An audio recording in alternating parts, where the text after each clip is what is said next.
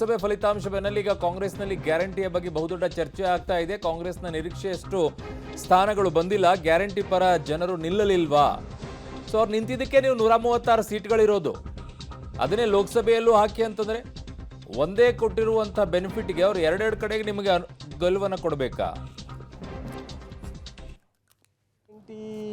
ಕೈ ಕೊಟ್ಟಿದೆ ಅಂತ ಸಹಜವಾಗಿ ಗ್ಯಾರಂಟಿ ಪರವಾಗಿ ನಿಂತಿಲ್ಲ ಜನ ಅಂತ ಹೇಳ್ಬೋದು. ಗ್ಯಾರಂಟಿಯನ್ನು ಪರವಾಗಿ ಜನ ನಿಂತಿಲ್ಲ ಅನ್ನೋದು ಸಹಜವಾಗಿದೆ.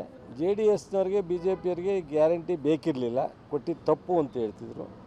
ಈಗ ಅದೇ ರೀತಿ ಗ್ಯಾರಂಟಿನ ಅಕ್ಸೆಪ್ಟ್ ಮಾಡಿಲ್ಲ ಅಂತ ಹೇಳೋದ, ಅಥವಾ ಗ್ಯಾರಂಟಿ ನಮ್ಗೆ ಅವಶ್ಯಕತೆ ಇಲ್ಲ ಅಂತ ಹೇಳೋದ, ಅಥವಾ ಗ್ಯಾರಂಟಿ ಬಗ್ಗೆ ಅವ್ರಿಗೆ ತೀರ್ಪು ಕೊಡೋನಾಗ ಗ್ಯಾರಂಟಿನ ಮರ್ತರು ಅಂತ ಹೇಳೋದ ಗೊತ್ತಿಲ್ಲ. ಟೋಟಲಿ ಗ್ಯಾರಂಟಿ ಬಗ್ಗೆ ಉಪಯೋಗ ಆಗಿಲ್ಲ ಅಂತ ಹೇಳಿ. ನೋಡಿ, ಯಾವುದೋ ಒಂದು ಅಸ್ತ್ರ ಇಟ್ಕೊಂಡು ನಾವು ಚುನಾವಣೆಗೆ ಹೋಗ್ತೀವಿ. ಈಗ ಅದು ಕೈ ಹಿಡಿದಿಲ್ಲ ಅಂತಕ್ಕಂಥ ಮನವರಿಕೆ ಆಗಿದೆ. ನಮ್ಮ ವಿರೋಧಿಗಳು ಕೂಡ ಆ ಮಾತನ್ನು ಹೇಳಿದ್ದಾರೆ, ಗ್ಯಾರಂಟಿಗಳಿಂದ ಏನು ಪ್ರಯೋಜನ ಆಗಿಲ್ಲ ಇವರಿಗೆ ಅಂತೇಳಿ.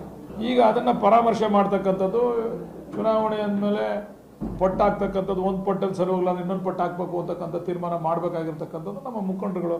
ಬಹುಶಃ ಅದನ್ನ ನಮ್ಮ ಶಾಸಕಾಂಗ ಪಕ್ಷ ಸಭೆ ಕರೆದಂಥ ಸಂದರ್ಭದಲ್ಲಿ ಇವೆಲ್ಲ ಚರ್ಚೆಗೆ ಬರ್ತಾರೆ. ಈಗಲೂ ಅದೇ ಅಭಿಪ್ರಾಯದಲ್ಲಿ ನಾವಿದ್ದೀವಿ. ಯಾಕಂದರೆ ಜನ ಗ್ಯಾರಂಟಿಗಳು ನಮ್ಗೆ ಅವಶ್ಯಕತೆ ಇಲ್ಲ ಅಂತಕ್ಕಂಥ ತೀರ್ಪನ್ನು ಈ ಚುನಾವಣೆಯಲ್ಲಿ ನಮಗೆ ಕೊಟ್ಟಿದ್ದಾರೆ.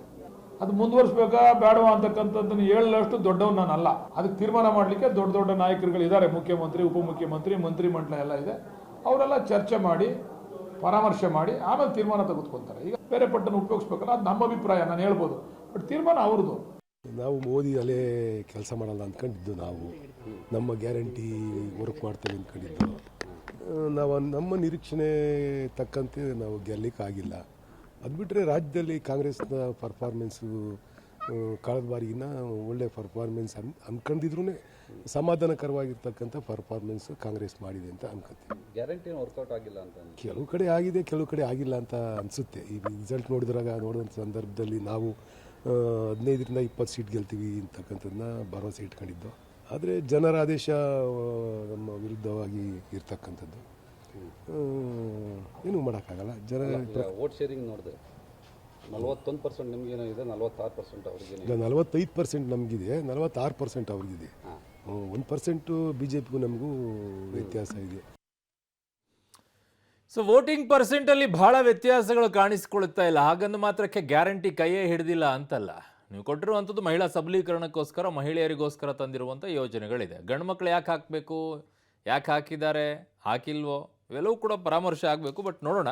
ನನ್ನ ಸಹೋದ್ಯೋಗಿ ಈಗ ಸುಖೇಶ್ ನನ್ನ ಸಂಪರ್ಕಕ್ಕೆ ಸಿಗ್ತಾ ಇದ್ದಾರೆ ಪೊಲಿಟಿಕಲ್ ಬ್ಯೂರೋಯಿಂದ. ಸುಖೇಶ್, ಈಗ ರಾಜ್ಯ ಸರ್ಕಾರದಲ್ಲಿ ಈಗ ಬಹುದೊಡ್ಡದಾಗಿ ಚರ್ಚೆ ನಡೀತಾ ಇದೆ. ಬಟ್ ಮುಖ್ಯಮಂತ್ರಿಗಳು ಈಗಾಗಲೇ ಸ್ಪಷ್ಟಪಡಿಸಿದ್ದಾರೆ ಯಾವುದೇ ಕಾರಣಕ್ಕೂ ಕೂಡ ಗ್ಯಾರಂಟಿಗಳನ್ನು ನಿಲ್ಲಿಸಲ್ಲ ಅಂತ ಹೇಳಿ. ಅದರ ಮೇಲಾಗಿಯೂ ಕೂಡ ಸಚಿವರು, ಕಾಂಗ್ರೆಸ್ನ ನಾಯಕರುಗಳು ಇಂಥ ಹೇಳಿಕೆಯನ್ನ ಕೊಡ್ತಾ ಇರುವಂಥದ್ದು ಬಹಳ ಚರ್ಚೆಗೆ ಎಡೆ ಮಾಡಿ ಕೊಡ್ತಾ ಇದೆಯಲ್ಲ ಸುಖೇಶ್?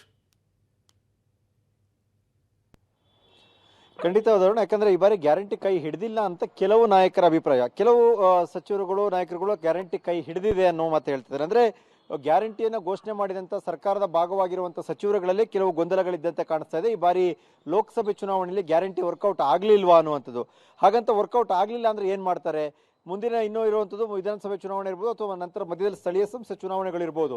ಅದರ ಮಧ್ಯದಲ್ಲಿ ಗ್ಯಾರಂಟಿಯಲ್ಲಿ ಒಂದಷ್ಟು ಬದಲಾವಣೆ ಮಾಡಿ ಹಣವನ್ನು ಅಭಿವೃದ್ಧಿ ಕಾರ್ಯಗಳ ಕಡೆಗೆ ಡೈವರ್ಟ್ ಮಾಡ್ಬೋದು ಅನ್ನುವಂಥ ಚರ್ಚೆ ಏನಾದರೂ ನಡೆಯುತ್ತಾ ಅನ್ನುವಂಥದ್ದು ಪ್ರಶ್ನೆ. ಮೇಲ್ನೋಟಕ್ಕೆ ನೋಡಿದ್ರೆ ಗ್ಯಾರಂಟಿಯಲ್ಲಿ ಬದಲಾವಣೆ ಆಗುವ ಬಗ್ಗೆ ಸರ್ಕಾರದ ಮಟ್ಟದಲ್ಲಿ ಯಾವುದೇ ದೊಡ್ಡ ಮಟ್ಟದ ಚರ್ಚೆಗಳು ಇದುವರೆಗೆ ಆದಂತೆ ಕಾಣಿಸ್ತಾ ಇಲ್ಲ. ಕೆಲವು ಸಚಿವರು ಅಭಿಪ್ರಾಯವನ್ನು ವ್ಯಕ್ತಪಡಿಸಿರೋದ್ರಿಂದ ಇದನ್ನೇನಾದರೂ ಮುಖ್ಯಮಂತ್ರಿಗಳು ಗಂಭೀರವಾಗಿ ಪರಿಗಣಿಸ್ತಾರಾ, ಪಕ್ಷ ಗಂಭೀರವಾಗಿ ಪರಿಗಣಿಸುತ್ತಾ, ಅಥವಾ ಗ್ಯಾರಂಟಿಗಳಲ್ಲಿ ಕೆಲವು ಕಂಡೀಷನ್ಗಳು ಹಾಕುವ ಅಥವಾ ಒಂದಷ್ಟು ಮಾರ್ಪಾಡುಗಳನ್ನ ಮಾಡುವಂಥ ವಿಚಾರಕ್ಕೆ ಏನಾದ್ರು ಮುಂದಾಗ್ತಾರಾ ಅನ್ನುವಂಥ ಬಗ್ಗೆ ಸಹಜವಾದ ಕುತೂಹಲ ಇದೆ. ಅಂಥದ್ದು ಏನಾದ್ರು ಆಗುವ ಸಾಧ್ಯತೆ ಇದೆಯಾ ಇಲ್ವಾ ಅನ್ನುವಂಥದ್ದು ಈಗಿರುವಂತಹ ಕುತೂಹಲ ಕೂಡ. ಅರುಣ್. ಓಕೆ ಸುಖೇಶ್, ನಿಮ್ಮೆಲ್ಲ ಮಾಹಿತಿಗೆ ಧನ್ಯವಾದಗಳು.